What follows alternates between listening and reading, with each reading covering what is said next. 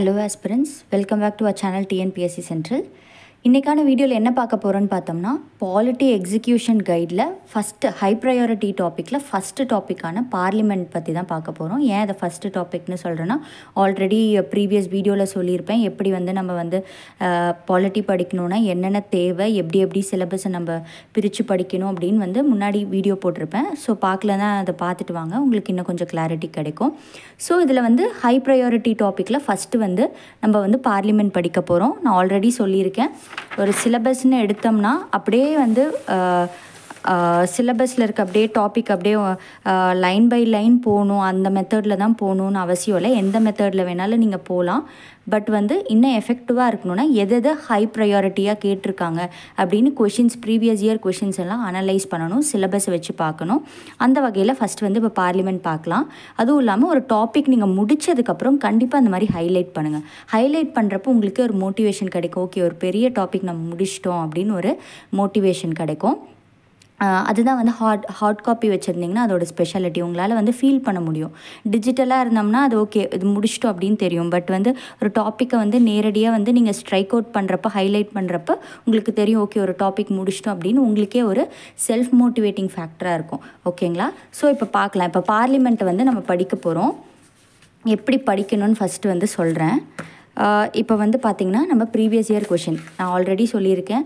ப்ரிப்பரேஷனில் பண்ணுறப்ப எந்த மெத்தடில் வேணாலும் நம்ம படிக்கிறத ப்ரொசீட் பண்ணலாம். உங்களுக்கு ஆல்ரெடி நல்ல கரெக்டான மெத்தடில் போயிட்டு இருந்தீங்கன்னா அதை ஃபாலோ பண்ணுங்கள். இது யார் படிக்கிறதுக்கு ஸ்ட்ரகிள் பண்ணுறீங்களோ அவங்களுக்கு இந்த மெத்தட் யூஸ்ஃபுல்லாக இருக்கும். இல்லை உங்களுக்கும் இந்த மெத்தட் யூஸ்ஃபுல்லாக இருந்ததுனால இதை நீங்கள் ஃபாலோ பண்ணலாம். ஃபஸ்ட்டு ப்ரீவியஸ் இயர் கொஷின் பார்லிமெண்ட்டை தான் நம்ம ஃபஸ்ட்டு படிக்க போகிறோம். ஏன்னு பார்த்தோம்னா அதில் டோட்டலாகவே 40 கொஷின்ஸ் வந்திருக்கு 2001 2025 வரைக்கும்.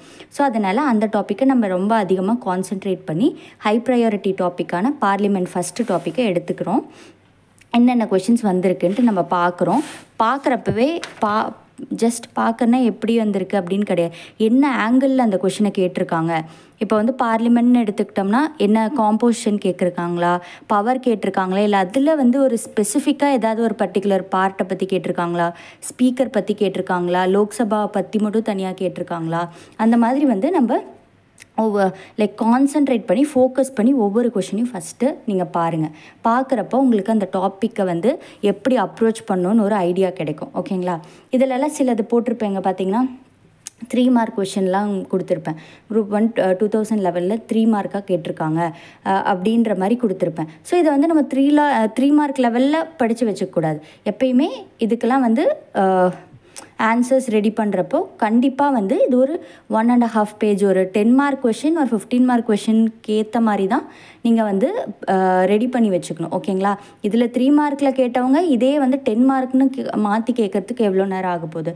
ஸோ அதனால் 1 மார்க்கோ 3 மார்க்கோ இதில் நிறையா 2001லலாம் பார்த்திங்கன்னா 1 மார்க் கொஷின்ஸாக கேட்டிருப்பாங்க. அதையுமே நம்ம 10 மார்க் ஒரு 15 மார்க் ஆங்கிளில் தான் படிக்கணும். ஏன்னா அது ஒரு ஒன் மார்க்காக கேட்டிருக்கவங்க கண்டிப்பாக அதை 10 மார்க்காக கேட்கலாம் அப்படின்ற ஒரு தாட் ப்ராசஸும் வரும். ஸோ எதையுமே நம்ம சலுப்பு பட்டுக்கிட்டு ஓகே இது 1 மார்க்கில் தானே கேட்டிருக்காங்க அதனால் ஜஸ்ட் 1 மார்க் மாதிரி பார்த்துக்கலாம் அப்படின்னு நம்ம படிக்கக்கூடாது. இன்வால்வ் ஆகி நம்ம ஃபஸ்ட்டு அந்த சப்ஜெக்ட் கூட ஒரு பாண்டை க்ரியேட் பண்ணணும். ஓகேங்களா?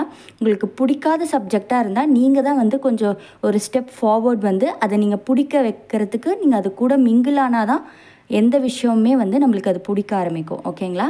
ஸோ பார்லிமெண்ட் கொஞ்சம் பெரிய டாபிக் தான். பட் ஒரு இன்ட்ரெஸ்ட்டோட நான் முடிச்சிருவேன் அப்படின்னு ஒரு கான்ஃபிடென்ஸோட அது ஒரு இன்ட்ரெஸ்ட்டோட பண்ணிங்கன்னா கண்டிப்பாக முடிச்சிடலாம். ஸோ இப்போ நான் என்ன சொல்ல வரேன்னா, இப்போ எல்லா கொஷினுக்குமே இப்போ சில கொஷின்ஸ்லாம் ரிப்பீட் ஆகிருக்குன்னா பார்த்தீங்கன்னா டிஃபைன் மணி பில்னு கேட்டிருக்காங்க 3 மார்க்கில் 2017. இதிலே இப்போ பார்த்தோம் இல்லைங்களா, கொஷின் நம்பர் 27 பார்த்தோம்னா what is the speciality of money bill அப்படின்னு கேட்டிருக்காங்க. ஸோ இந்த ரெண்டுமே சேம் மீனிங் தான். இது ரெண்டையுமே லிங்க் ஒரே கொஷினாக எழுதிக்கலாம். 4 and 27 ஒரே கொஷினாக போட்டு அதுக்கு நீங்கள் ஆன்சர் எழுதணும். அதுவும் சொல்கிறேன். இப்போ 40 கொஷின்ஸ் இருக்குன்னா அது எல்லா 40 கொஷினுக்குமே ஒரு ஆன்சர் ரெடி பண்ணுங்கள். அந்த ஆன்சர் எங்கேருந்து ரெடி பண்ணுவீங்க? Polity book. ஓகேங்களா? நம்ம ஆல்ரெடி சொல்லியிருக்கோம். நம்ம இப்போதைக்கு நான் எடுத்திருக்க புக் ஏன்னா ஸ்கூல் புக்லேயுமே இதிலேருந்து தான் ரெஃபரன்ஸ் எடுத்திருக்காங்க. மற்ற சப்ஜெக்ட்ஸ்லாம் பார்த்திங்கன்னா ஸ்கூல் புக் தான் ஃபஸ்ட்டு ப்ரையாரிட்டைஸ் பண்ணி படிக்கணும். ஓகேங்களா? அதில் அவ்வளோ விஷயம் இருக்குது. பட்